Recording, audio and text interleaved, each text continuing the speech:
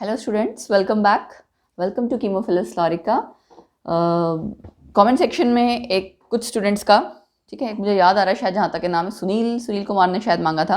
उन्होंने कहा था कि मैम प्लीज़ एंट्रोपी पे मुझे पूरा टॉपिक बताइए। फिर मैंने एंट्रोपी के उनके 2-3 टॉपिक्स की डिमांड थी कि मैम प्लीज़ इस पर वीडियो बनाइए, समझ नहीं आ रहा है। तो आज ये वाली वीडियो उन बच्चों के लिए जिनको एंट्रोपी नहीं समझ में आया उनके लिए। एंड एंट्रोपी में भी स्पेशली उन्होंने 2 वीडियोस या 2 आप कह सकते हो टॉपिक्स मांगे थे, उन पे मैंने बनाया हुआ है ये एंट्रोपी। पहले तो वैसे सबसे पहले ये समझ लो है क्या चीज़, रैंडमनेस, ठीक है, डिसऑर्डरनेस या रैंडमनेस। जैसे सपोज कीजिए आपके सॉलिड पार्टिकल्स, सपोज कीजिए आपके पार्टिकल्स पहले सॉलिड स्टेट में, वो फिक्स्ड है, हिल डुल नहीं पा रहे हैं, है ना।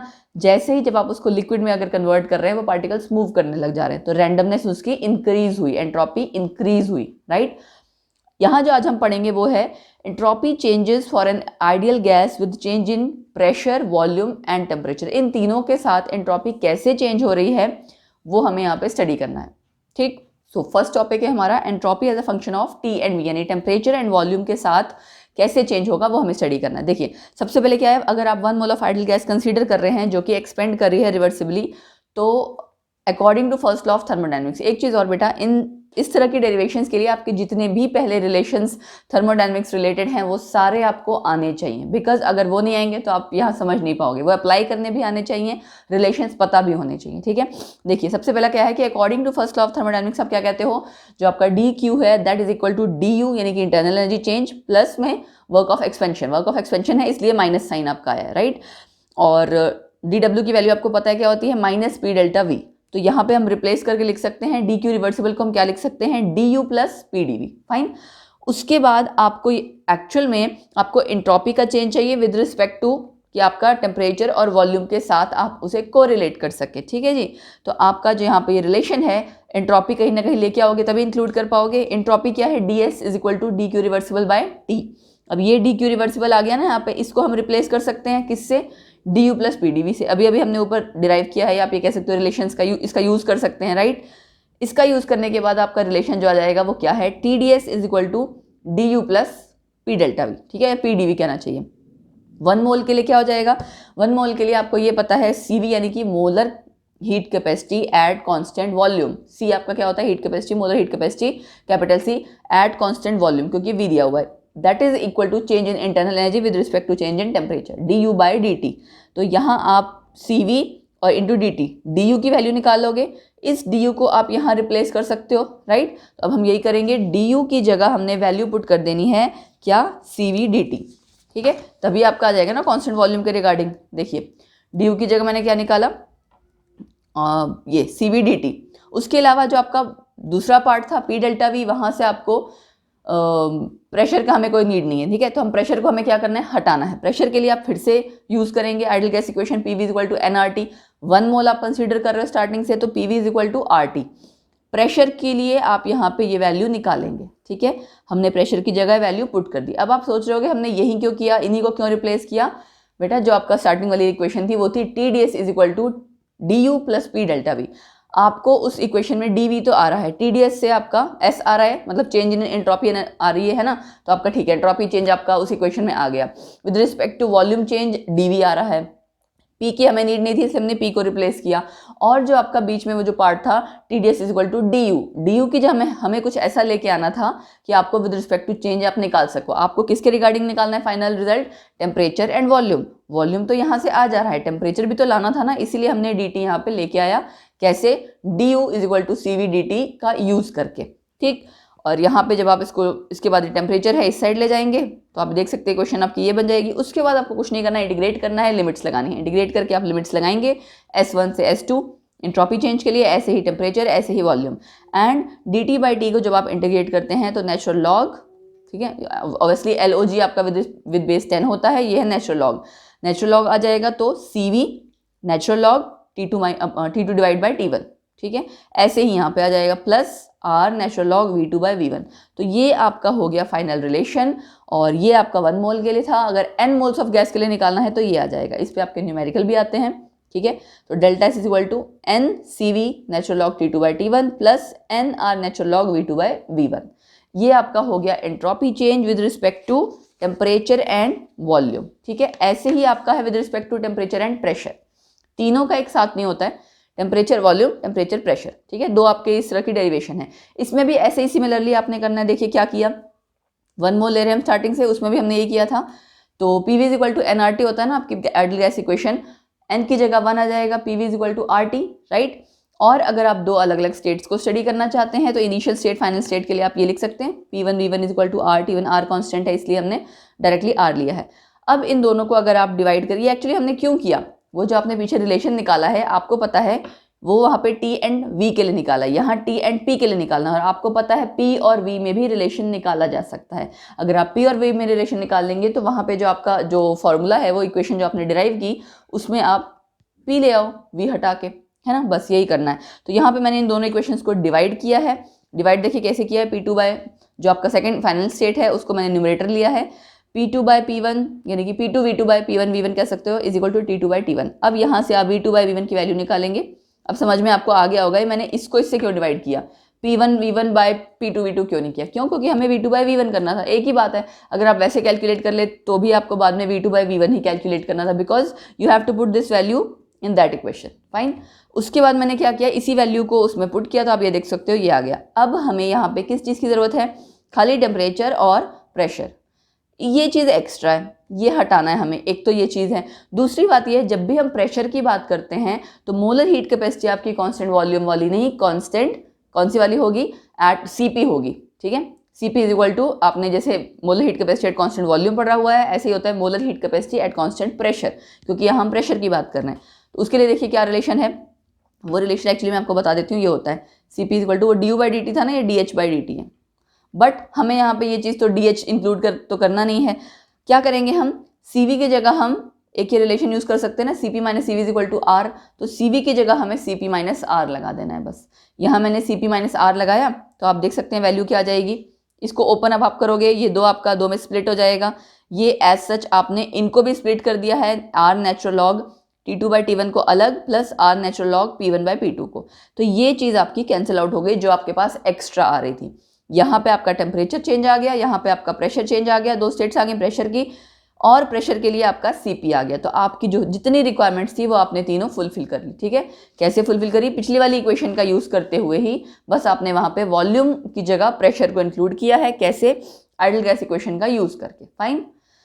अब ये जब आपका रिलेशन आ गया, सेम वैसे एन मोल्स के लिए एक चीज़ और, अब कभी कभार एंट्रोपी चेंज आपको डिफरेंट प्रोसेसेस के लिए कैलकुलेट करना होता है, लाइक आइसोथर्मल प्रोसेस के लिए, आइसोबारिक प्रोसेस के लिए। आइसोथर्मल में क्या होगा, दोनों टेम्परेचर कांस्टेंट है, T1 is equal to T2, तो दो आपने जो रिलेशंस निकाले हैं डेल्टा एस के विद रिस्पेक्ट टू चेंज आपका T and V and T and P, दोनों में आपने क्या करना है, T1 is equal to T2 वाला वहाँ पे इक्वल हो जाएगा, तो ओवरऑल वो कैंसिल आउट हो जाएगा, फाइन। क्या रह जाएगा, delta S is equal to R natural log P1 by P2, ठीक है। और ऐसे ही यहाँ पे delta S is equal to R natural log V2 by V1, clear. तो ये वाली वैल्यू आपकी खाली रह जाएगी, वो टेम्परेचर वाला जो पार्ट है वो कैंसिल आउट हो जाएगा।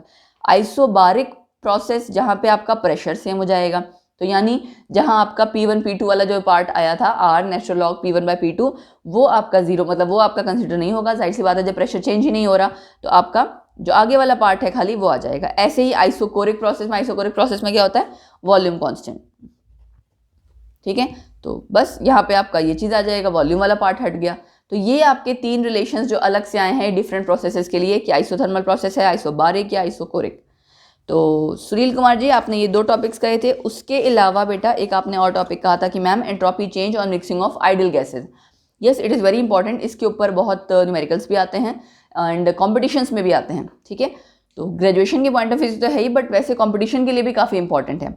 क्या करना है हमें यहाँ पे, मिक्सिंग ऑफ आइडियल गैसेस, हमें यानी कि कई तरह की अगर आइडियल गैसेस दे रखी हैं, मिक्स कर रखी हैं, तो उनका एंट्रोपी चेंज कैसा होगा। तो हम कंसीडर कर सकते हैं कि हमने कई तरह की आइडियल गैस ली है, हम दो से स्टार्ट कर सकते हैं, उसको जनरलाइज कर देंगे बाद में दो से ज़्यादा के लिए, राइट। हमने क्या किया, N1 मोल्स दिया है आइडियल गैस का एक, जिसका इनिशियल प्रेशर है P1 नॉट, और इसी तरह से एक दूसरी आइडियल गैस ली है N2 मोल्स, जिसका इनिशियल प्रेशर है P2 नॉट, ठीक है। टेम्परेचर दोनों में आपका कांस्टेंट ही है, T आपने लिया है, and after that partial pressure आपका गैस का आफ्टर मिक्सिंग क्या है, P1 P2, ये उसका इनिशियल प्रेशर था, ये उसका आफ्टर मिक्सिंग है। तो आपने अगर चेंज इन एंट्रोपी निकालना है for 1 mole of N ideal gas, आपने ये रिलेशन अभी अभी निकाला है ना फॉर आइसोथर्मल प्रोसेस, तो उसी का आपने यहाँ यूज़ करना है। देखो क्या है, delta S R natural log, ऊपर क्या होता था आपका P1/P2, यही होता था ना। तो P1 मतलब इनिशियल प्रेशर, P2 मतलब फाइनल स्टेट, तो PI/PF, initial pressure final pressure, ठीक है। इसी का यूज किया गया। फर्स्ट गैस के लिए आप इसको अलग से लिख सकते हो, सेकंड गैस के लिए अलग से, कैसे, ΔS1 ΔS2, क्योंकि आपको मिक्सिंग शो करनी है तो जाहिर सी बात है प्लस करके दिखाना पड़ेगा। सो क्या करेंगे हम, ΔS1 निकाला, ΔS2 निकाला, N1 N2 होगा चेंज, R तो आपका कांस्टेंट ही रहेगा और ये चेंज हो जाएगा, ठीक है ना। P1 not, P2 not, P1 और P2, ये आपने just first and second gas के लिए अभी आपने लेट कर लिया एंड एक तरह से कह सकते हो कि थोड़ा सा डिराइव किया है। अब इसी में अगर मैं आपसे ये कहूँ कि नेट एंट्रोपी चेंज अगर आपको निकालना हो इन दोनों को मिक्स करके, तो आप क्या करेंगे, दोनों को प्लस कर देंगे, right. N1 R natural log P1 not by P1, ऐसे ही इधर भी प्लस कर दिया। अब एक लॉ आता है आपका Dalton's law of partial pressure, ठीक है, उसके अकॉर्डिंग आपने अगर पढ़ा हो P1 is equal to X1P, ये X1 क्या है, X1 X2, ये है आपका मोल फ्रैक्शंस, ठीक है। ये आपके फाइनल प्रेशर हैं और ये P1 P2 आपका क्या है, जो आप पार्शियल प्रेशर की बात कर रहे हो वो। तो टोटल प्रेशर किसी गैस का आफ्टर मिक्सिंग क्या होगा, जाहिर सी बात है दोनों गैस का पार्शियल प्रेशर का सम, तो P is equal to P1 plus P2।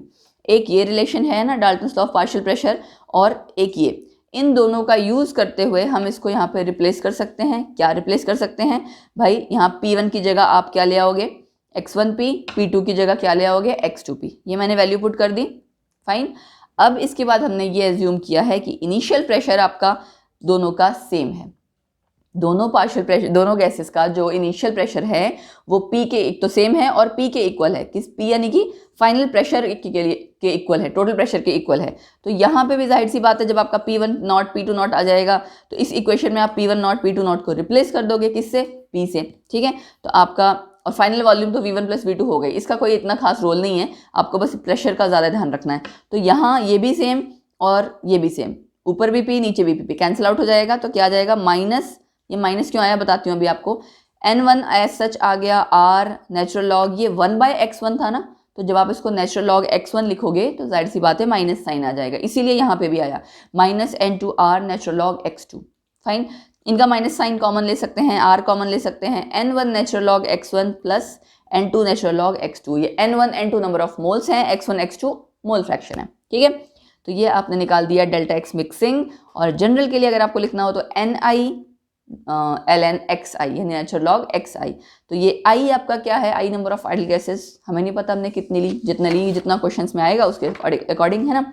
अब एक चीज़ और कि entropy of mixing for 1 mole of gas, ये आपका इन जनरल के लिए था ना, अगर आप 1 मोल ऑफ गैस के लिए करना चाहते हैं, वो आपका n मोल्स ऑफ गैस के लिए था, राइट। ये देखो आप स्टार्टिंग से N1 N2 ये करते जा रहे थे ना। अब अगर 1 मोल ऑफ गैस के लिए निकालना है तो आप क्या करेंगे, जहाँ पे भी आपका सपोज कीजिए N1 N2 आया, जो आपका नंबर ऑफ मोल्स है, इसको आप N1 फॉर 1 मोल के लिए डिवाइड कर दोगे ना N1 प्लस N2 से, तो इसीलिए आपने N1 प्लस N2 से यहाँ भी डिवाइड किया, N1 प्लस N2 से N2 आएगा, यहाँ भी डिवाइड किया।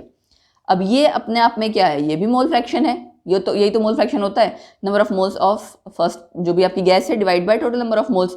तो यहाँ पे भी X1 आ गया, यहाँ पे भी ऐसे ही X2 आ गया, तो ये एक और फॉर्मूला आ गया minus R summation XI ln XI, ठीक है। एक आपका ये रिलेशन था और एक आपका ये रिलेशन था, देखो दोनों में क्या फ़र्क है, ऑलमोस्ट पूरा सेम है। यहाँ ये आपका NI है नंबर ऑफ मोल्स, यहाँ पे ये मोल फ्रैक्शन से रिलेटेड है, ठीक। तो कंक्लूजन क्या है कि अगर आपका XI लेस देन मतलब 1 है, यानी कि 1 से कम है, तो delta x mixing is always positive, हाँ जाहिर सी बात है पॉजिटिव रहेगा, यानी कि इंक्रीज इन एंट्रोपी होगी, फाइन, क्योंकि आप देख सकते हो माइनस साइन है। और दूसरा कि डेल्टा एक्स मिक्सिंग आपका टेम्परेचर पे डिपेंड नहीं करता, ठीक है। तो ये जो आपकी सारी चीज़ें हुई, ये हमने टॉपिक कवर किए, entropy of mixing of ideal gas और एंट्रोपी चेंज आपका with respect to temperature and volume and with respect to temperature and pressure. अब ये जो आपने मिक्सिंग वाला पार्ट किया है ना, इसके रिगार्डिंग न्यूमेरिकल्स भी आते हैं एंड आपको न्यूमेरिकल्स प्रिपेयर करने पड़ेंगे, क्योंकि वो आते ही आते हैं कॉम्पिटिशन में भी एंड ग्रेजुएशन के पेपर में भी। तो मैं आपको बता देती हूँ क्या करना है। देखिए सबसे पहले आपका क्या है, calculate molar entropy change of mixing इतने मोल ऑफ ऑक्सीजन एंड इतने mole of nitrogen at 25 degree Celsius assuming that they are real gases. अब मेन चीज़ जो आती है वो ये आती है कि हमें ये नहीं पता कि हमें यहाँ पे कौन सा फॉर्मूला यूज़ करना है, राइट। XI वाला यूज़ करना है या दूसरे वाला यूज़ करना है। तो अब अगर मैं आपसे ये पूछूं कि सपोज कीजिए कि यहाँ पे अगर मैं कहती हूँ कि XI वाला यूज़ करना है, क्यों, आप कैसे यूज़ कर सकते हैं, दोनों के नंबर ऑफ मोल्स दे रखे हैं, राइट। चलिए करके देखते हैं। और समझ में कैसे आएगा कि कौन सा फॉर्मूला लगाना है, वो है ये मोलर एंट्रोपी चेंज, यानी 1 मोल के लिए निकालना था। इसलिए आपका फॉर्मूला क्या जाएगा, जो भी अभी आपने ऊपर लिखा, delta x mixing is equal to minus R summation x I natural log x आई। ठीक है, ये आपने मेन फॉर्मूला लिखा जी। उसके बाद जो आपको कैलकुलेट करना है, यहाँ पे आपकी 2 गैसेज हैं तो जाहिर सी बात है उसके लिए आप लिखेंगे, तो आप क्या कीजिए, delta x mixing is equal to x1 natural log, oh minus R common लेना था, minus are x1 natural log x1, ठीक, plus x2 natural log x2। Clear है? ये जस्ट आपने क्या किया है, फॉर्मूला लिखा है अभी। अब आपके पास क्या मोल फ्रैक्शन है? नहीं है, तो पहले मोल फ्रैक्शन निकालो। मोल फ्रैक्शन मैं साइड में निकाल रही हूँ, x1 और x2 कैसे निकलेगी, x1 आपका सपोज कीजिए ऑक्सीजन और नाइट्रोजन है ना, तो 0.2 डिवाइड बाय 0.8 आ जाएगा, और ये 0.6 डिवाइड बाय 0.8। तो और उसके अलावा मैंने आपको पहले भी एक बार ही शायद किसी ना किसी लेक्चर में बताया होगा मोल फ्रैक्शन के बारे में कि यस सॉल्यूशंस जब मैं पढ़ा रही थी मैंने तब बताया था कि आपका मोल फ्रैक्शन किसी एक का निकालो तो दूसरे का 1 में से माइनस करके निकाल सकते हो। ये आप देख सकते हो 1/4 आ रहा है, यानी कि 0.25, तो ये ऑब्वियसली कितना हो जाएगा, 0.75। ठीक है जी। अब आर की वैल्यू 8.314, ठीक, और उसके बाद आपने क्या करना है, 0.25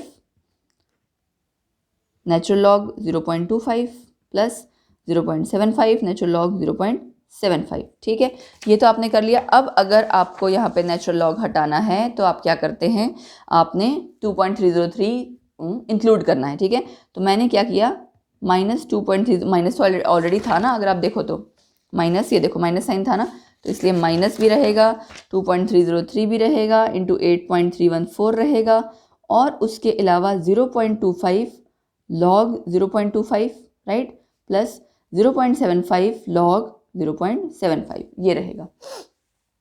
ठीक है, अब इसके आगे आपको वैल्यू कैलकुलेट करनी है। वैल्यू मैंने ऑलरेडी कैलकुलेट करके रखी हुई है लॉग की। लॉग 0.25 आपका होता है -0.60। ठीक है, तो आप इसको -0.60, ठीक है, प्लस 0.75 मल्टीप्लाइड बाय लॉग 0.75 है आपका -0.12। ठीक है, यहाँ से आप जस्ट आपकी कैलकुलेशंस ही हैं। लॉग अगर आपको देखना आता है पीरियोडिक उसमें लॉग टेबल से तो आप बड़े इजीली निकाल पाएंगे, फाइन। एंड आफ्टर दैट ये हमने इंक्लूड कर लिया। ये अब इनको मल्टीप्लाई करके जो आपकी वैल्यू आ रही है वो कंसिडर कर लेते हैं। वो आपकी वैल्यू है 0.15, और ये भी माइनस में है, ठीक है ना। माइनस में आपका ये आया था 0.15, एंड दूसरा जो है आपका वो है आपका 0.09। तो ऑब्वियसली बहुत कम वैल्यू आएगी, बट ये है कि कैलकुलेशन प्रॉपरली करना, ठीक। अब उसके बाद हमारा साइन पॉजिटिव हो जाएगा क्योंकि ये भी आपका माइनस में है ना। इसको आप ना ये ऐसे ही करो, ये ज़्यादा सही है, माइनस प्लस का साइन की कभी कम से कम दिक्कत नहीं होगी। तो ये आपका जब बाहर आ जाएगा कंप्लीटली पॉजिटिव साइन आ गया, ठीक। बस ओवरऑल जब आप इसको कैलकुलेट कर लेंगे तो आपका आंसर आ जाएगा जूल पर केल्विन पर मोल, ठीक है, जूल पर केल्विन पर मोल। क्लियर है? तो ये आपका आंसर आ गया 4.678 इस केस में। दूसरा क्वेश्चन जो था आपका, calculate the entropy change accompanying mixing of 2 moles. यहाँ पे एंट्रोपी चेंज कहा है, मोलर एंट्रोपी चेंज नहीं कहा, तो जाहिर सी बात है आपका डेल्टा एस मिक्स क्या आ जाएगा, -r then summation x i की जगह क्या आ जाएगा, n i natural log x आई, ठीक।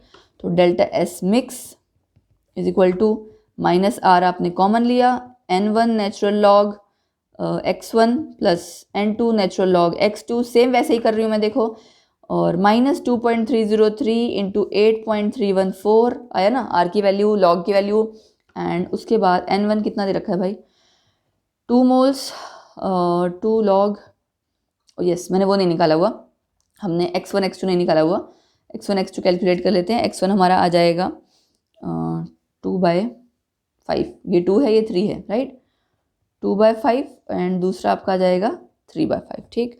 तो ये आ गया 0.4, ये आ जाएगा 0.6। x1 x2 निकाल लिया हमने, ये बस अब यहाँ पे पुट कर देंगे, लॉग x1 की जगह 0.4 प्लस n2 कितना था आपका 3, log 0.6। ठीक, इनकी भी आपकी ऐसे आप वैल्यूज़ बड़ा इजीली कैलकुलेट कर सकते हैं लॉग टेबल से बेटा। फिर 2 मल्टीप्लाइड बाय लॉग 0.4 का है -0.397, ये जिसको ना समझ में आए चेक कर लेना लॉग टेबल में, ठीक है। और प्लस 3 मल्टीप्लाइड बाय लॉग 0.6 की वैल्यू थी 0.222। ठीक, आप देख सकते हो कैलकुलेशन कितनी खतरनाक है। खतरनाक एक्चुअली इसलिए क्योंकि लॉग टेबल से देखना पड़ेगा, ठीक है। मैंने खुद भी से लॉग की वैल्यूज़ पहले से लिख के रखी हैं। एक चीज़ और, जब कंपटीशन में या किसी तरह से जगह क्वेश्चन आता है ना, तो वहाँ क्वेश्चन के साथ ब्रैकेट में दिया होता है, या फिर आपको कहीं ना कहीं जाहिर सी बात है डिजिटल कैलकुलेटर है, कुछ ना कुछ ऐसा इन्फॉर्मेशन दिया होता है, क्योंकि आपको या फिर लॉग पहले तो लॉग टेबल प्रोवाइड करा देते थे, तो इसलिए घबराने की कोई बात नहीं है। बस लॉग टेबल देखनी आनी चाहिए, अगर वो नहीं आती होगी फिर कोई कुछ नहीं कर सकता। ठीक, चलो 2 मल्टीप्लाइड बाई, ये आपने इसको ओवरऑल कैलकुलेट करना है। सो मैंने ऑलरेडी कैलकुलेट किया हुआ है, 398 था आपका, और ये फाइन। इसमें अगर मैं कहूँ 796, कैलकुलेशन एक्चुअली ऐसी हैं कि अगर आप थोड़ा मोड़ा भी गलत कर देना तो पूरा आंसर गलत हो जाएगा, इसलिए आपको बहुत तसल्ली से करनी होती है, ठीक है ना। माइनस साइन यहाँ आपका है साथ में, ऑलरेडी आप देख सकते हो माइनस, मैंने गलती से इसको माइनस साइन लेके चलना है आपने। उसके बाद इसको मल्टीप्लाई करेंगे तो मल्टीप्लाई -19.147, तो ये हमने कंसिडर कर लिया माइनस साइन, ये लॉग गलती से लिख दिया, लॉग की वैल्यू हमने कैलकुलेट कर, कितनी कटिंग कर दी मैंने। कुछ ना कुछ हो ही जाता है न्यूमेरिकल्स में, ऑलमोस्ट होता है कैलकुलेशन करते हुए, जो भी करते हुए, राइट। ओके, ये हमने मल्टीप्लाई कर दिया, ये माइनस साइन, माइनस प्लस का साइन बहुत ध्यान रखना। अब ये जो आंसर आएगा ये भी आपका माइनस में आएगा, तो मैं डायरेक्टली यहाँ पे इसको प्लस में कन्वर्ट कर दे रही हूँ। मल्टीप्लाइड बाय ये आपका दोनों का प्लस करके 1.462, ठीक है।